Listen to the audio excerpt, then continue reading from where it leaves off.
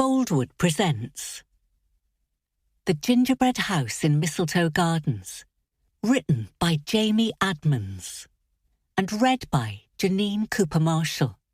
The moral right of the author has been asserted. This performance is owned by Boldwood. Chapter 1. Dim I chelwedd, dim luck.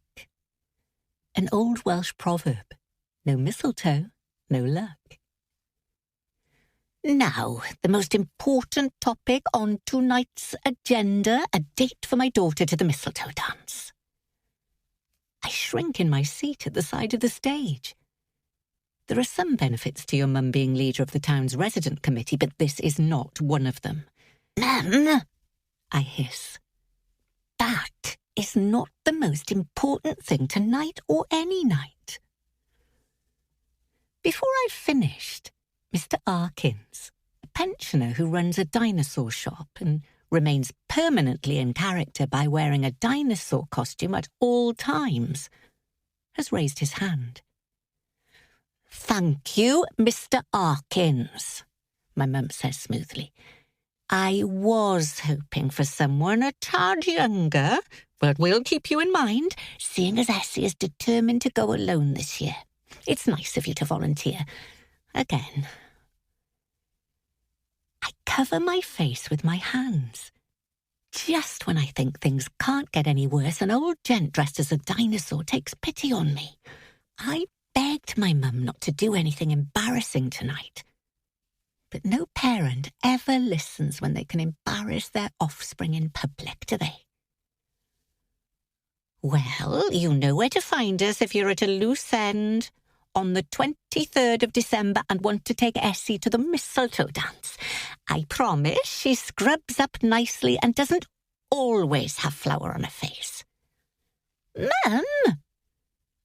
I wonder if anyone ever has actually died of embarrassment? If not, I feel it's a distinct possibility tonight, and I rub a hand over my cheek self-consciously. I'm almost positive I checked myself in the mirror before leaving the bakery, but flour on faces is a regular occurrence. See also sprinkles in hair, chocolate on clothes, icing on forehead. Right then, the next topic of tonight's meeting. There is no mistletoe in Mistletoe Gardens. Mum, I hiss again. There's plenty of mistletoe. There's just nothing else. Oh, yes, I know, but it's got to engage the crowd. She titters and turns back to said crowd. Usually the local council would have begun the makeover of Mistletoe Gardens by now, but it's already late November and they haven't started yet. Tonight, we're joined by Mervyn Pritchard, leader of Folkhaunton Council, who has come to offer an explanation for their tardiness this year. Mervyn Pritchard is sitting next to me at the stage edge, and he audibly gulps as Mum invites him to her podium at the front of the town hall. He's wearing a hard hat and a neon safety vest, and looking like he wishes they were both bulletproof armour. I have a bad feeling about what he's going to say. Surely the only reason to wear a hard hat indoors is if he's expecting people to throw things at him. Mistletoe Gardens is the best thing about Folkhaunton. Throughout the year it's just a park, a Victorian-era green space at the edge of town. But every December it's transformed into a winter wonderland. Once the leaves have fallen from the trees, the only thing that remains in the bare boughs are the masses of mistletoe that give the park its name. The council workers string fairy lights around tree branches, and there's a circular walkway that passes underneath every tree, illuminated with glittering Christmas lights. The gates open after dark, and blissfully happy couples come to walk beneath the mistletoe, sharing kisses at the base of every tree. There's an old legend that says anyone who kisses under the mistletoe on a December night is guaranteed another year of love and happiness in their relationship. And that's certainly true in my family. It was my great-great-grandmother who sewed the first mistletoe back in 1848, and every generation since has a romantic story of sharing kisses with a significant other in Mistletoe Gardens every Christmas. Except for me. I'm 36 and still the only member of my family who's never had anyone to kiss under it. A fact that my mum never lets me forget. Mervyn Pritchard's knees look like they're shaking as he approaches the podium and looks out at the gathered Folkehaunton residents. As a council leader, he must be used to addressing large crowds, although maybe there's not always a bloke dressed as a dinosaur sitting in the front row. Now, the thing is... He swallows. And if I didn't think he was about to tell us something horrible, I'd take pity on him and offer a glass of water. Unfortunately, due to financial constraints, Mistletoe Gardens is no more. A gasp of shock floods through the crowd. There will be no winter wonderland this year.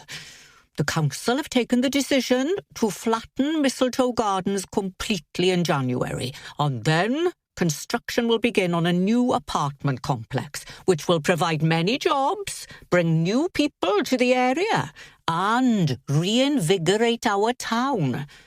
I'm sure you'll all agree this is a much more sensible use of the space. Even though I had a feeling something bad was coming, I didn't think it would be this bad.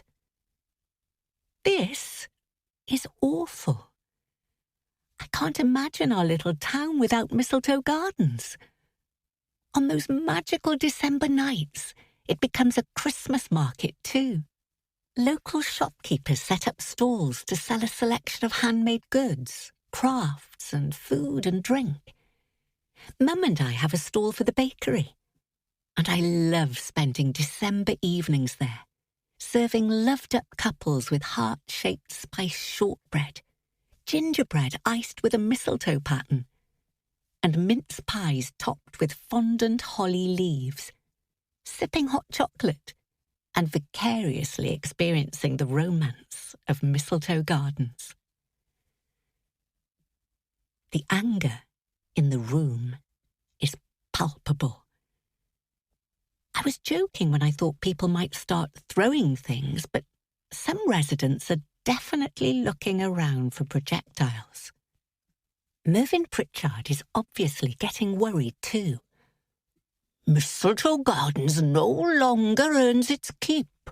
It's costing an increasing amount to maintain, and the winter wonderland isn't as popular as it was in years gone by. Tourists simply aren't interested these days. And the silly myth about a kiss under the mistletoe granting couples another year of health and happiness. No one really believes that. People don't believe in magic anymore. No one will miss Mistletoe Gardens.